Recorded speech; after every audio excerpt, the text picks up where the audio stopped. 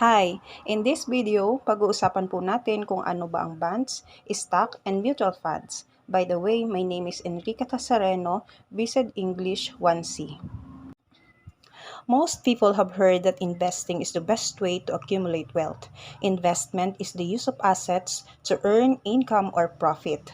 Bonds, stocks, and mutual funds are powerful components of a well-diversified portfolio.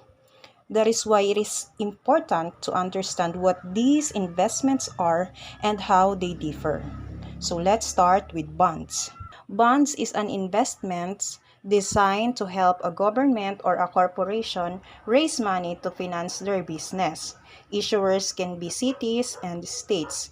Ilan po sa halimbawa nito ay ang mga municipal bonds, government bonds, and agencies bonds. Kapag bumili ka po ng bond, nag-invest ka po sa bond, ibig sabihin po pala is para kang nagpapautang ng pera mo in return for a guaranteed payout at a later date. Parang nagbabangko ka lang pero mas mataas po yung interest rate nito. Unlike po sa ibang investments, bonds are usually safer. Pero dahil nga safer siya, di tayo mag-expect ng some high returns, hindi gaya po sa stocks. And kailangan pa nating mag-intay ng ilang taon or sometimes even decades for the bond to mature. Kasi po bonds is a fixed income asset. Meron pong tatlong components ang bonds. Una, coupon rate. Ito po yung interest rate. Kung magkano ba ang rate na ini-issue ng bond issuer na ibabayad sa bondholder. And next is maturity date. Ito yung due date. Kung kailan ibabayad na nila yung interest rate. And yung par value amount naman po, ito yung exact or computed na amount na ibabayad ng issuer sa bondholder kapag maturity date na. Meron po tayo ditong illustration po ng financial system o yung network of structures and mechanism that allows the transfer of money between savers and borrowers. Halimbawa, ito po, si ate girl, siya yung bond investor. Yung pera niya dadaan sa mga financial intermediaries. At ito namang mga financial intermediaries na ito ay gagamitin nila para mag-finance or magpautang din sa mga sa mga businessman. At ilan po sa mga financial intermediaries natin, institutions that help move funds from savers to borrowers. Banks, mutual funds, hedge funds, pension funds. Halimbawa po itong pension fund, alam naman po natin ito. Ito yung income that some retirees receive after working a certain number of years or reaching a certain age. Let's say si doctor ay 30 years old. So, mula 30 years old niya hanggang 60 or 65 niya, maghuhulog siya sa SS. So, about 35 years siyang naghuhulog sa SSS. Ganon. So, syempre, yung kinokolek na pera sa mga empleyado na para nga sa SSS fund nila, hindi naman yun iimbak lang sa bangko. Hindi yun itatabi lang ng ganon lang. So, ginagamit nila yung pera, pinapaikot nila yun para tumubo. And ito po yung mga bond advantages. Kagaya ng nasabi ko na po sa inyo kanina, merong stability, so low risk, and less market fluctuations. Yun nga lang, maliit lang talaga ang return. So, maganda po ang bonds for long term. And let's talk about stocks. Stock is a representation of ownership in a public company. Owning a stock means owning a small piece of the company. So, pag bumili ka ng stock, ibig sabihin, ang tawag na sa'yo ay shareholder. Shareholder ka na ng company na yon. So, bakit nga po kaya ang companies ay nagbebenta ng stock? Reasons are, they may want to expand into a new market, develop new products, or even pay off debt.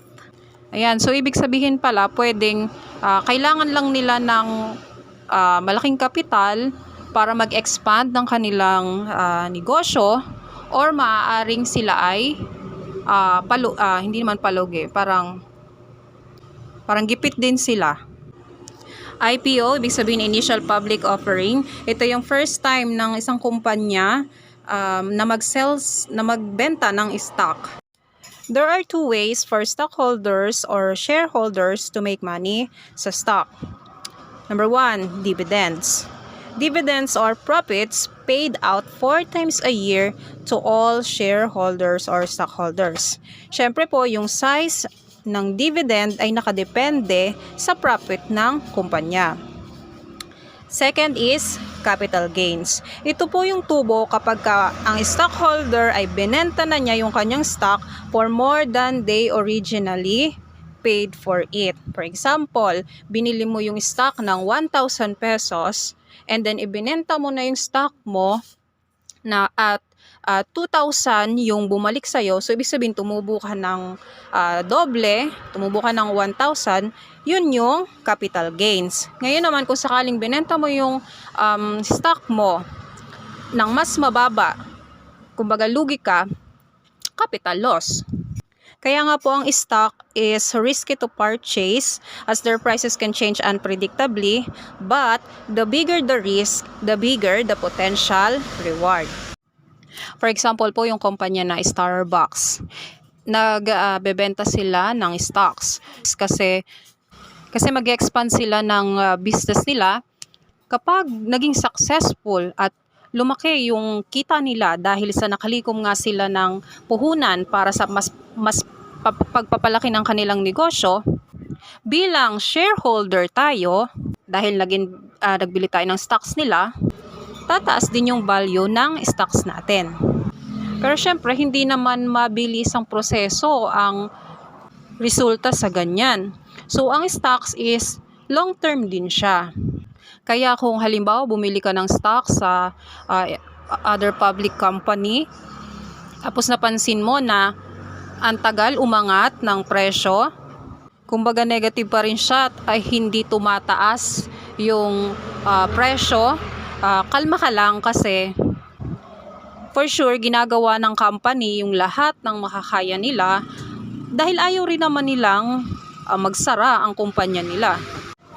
Another example is itong illustration na ito ng stocks worldwide. So kung mapapansin natin, itong Apple Incorporation ay mababa. So kung bibili ka ng stocks, ang pipiliin mo normally talaga is yung mababa ang presyo. Halimbawa itong Dow Jones Industrial, di ba capital gain siya? So ang nagbe-benefit dyan is yung mga nauna nang nag-invest or bumili ng stocks. Kung ikaw ngayon bibili ka ng stock nila, may possibility na halimbawa bumaba siya. Kasi syempre pag nasa taas na, may possibility bumaba. So capital loss ka. While itong Apple Incorporation na kulay red siya, ibig sabihin mababa talaga siya. Pag umangat naman siya, mas malaki ang potential capital gain mo. Kaya nga ang stocks is risky. Kaya kung papasukin mo ang stocks investment, kailangan mo din siyang pag-aralan.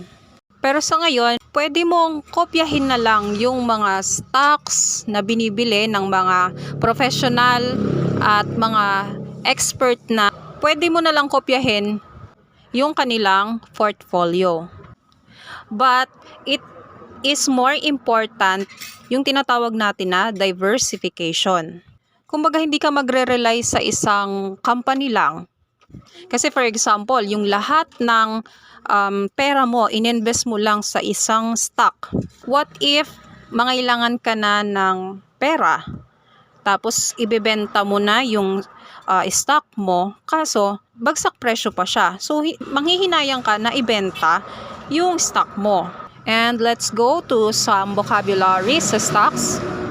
Stock exchange. This is a market for buying and selling stock. Brokerage firms are businesses that help stockholders trade stocks and sometimes even deal out stocks. These days, anyone easily access the stock exchange on their phone through apps that offer brokerage services. Ito na nga yung brokerage services apps. And finally, for the last part, let's talk about mutual fund. Mutual fund pools the savings of many individuals and invest this money in a variety of financial assets. And these funds are usually created by investment companies and actively managed by professionals. So, ibig sabihin, kapag sa mutual fund ka po nag-invest, meron pong mga professional managers or experts na magmamanage po ng pera mo. Unlike po sa stocks na nasa'yo lang nakasalalay talaga lahat. For example, 5,000 yung halaga ng mutual fund investment and 100 po kayo na mag-i-invest sa mutual fund. So, ang total na nalikom ng fund manager ay 500,000. Siya na ang bahala kung saan niya i-invest or ilalagay ang pera para tumubo. At sila yung may wide range ng kaalaman at expertise sa mga bagay na ito. Though, it is not 100% guaranteed of capital gains. Mutual fund is also a long-term investment. So, saan nga ba dinadala or ini-invest ng mga fund managers ang nalikom nilang pera? They invest it in any asset class. So, you can find bond funds, stock funds, money market funds, funds that invest in commodities such as precious metals or oil and gas, foreign exchange or forex funds, real estate funds, and even cryptocurrency mutual funds. So technically, mag-i-invest ka lang, then sila na ang bahala. Narito po yung formula para malaman natin yung net asset value ng isang fund. Sometimes ito po ay per unit. Gaya po halimbawa ng investment ko sa GInvest. Yung total investment value ko po is 968 pesos. Divides by total units na 3.5546, it's equals to 272.323730. There are many stocks and different mutual funds available worldwide. In general, the best way to invest your money is to put it in a diverse range of securities. This reduces risk, especially when stock or bond prices drop. But it takes time and effort to build a well-diversified portfolio. So it's better to invest money earlier in life. This is because one of the greatest assets is time. The longer your money is invested in securities, the more it will grow. That's all, and thank you.